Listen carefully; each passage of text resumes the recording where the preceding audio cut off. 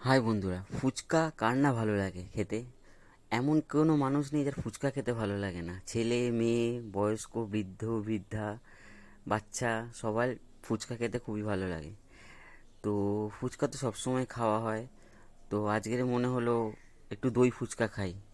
তো আমি হাজরার মোড়ে ঠিক যতীন দাস পার্কের সামনে এক ফুচকাওয়ালা দাঁড়িয়েছিলেন, ওনার থেকে বললাম এক প্লেট দই ফুচকা বানাও, কত দাম?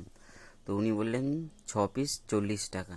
বললাম বাহ, খুব ভালো, অনেক কম দামি 6 পিস 40 টাকায় দই ফুচকা। তা উনি বানাচ্ছিলেন, উনি যখন বানাচ্ছিলেন দেখে এতটাই লোভ লাগছিল, এতটাই ভালো লাগছিল যে তোমাদেরকে বলে বোঝাতে পারবো না।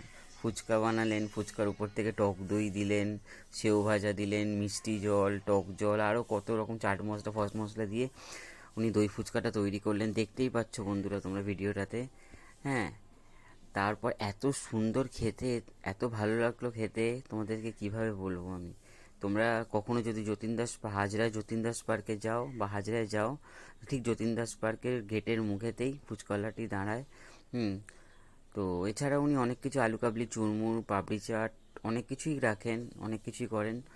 তো তুমি দই ফুচকাটা কখনো ট্রাই করে দেখো, এত কমে এত ভালো ফুচকা, দই ফুচকা চট করে সব জায়গায় পাওয়া যায় না।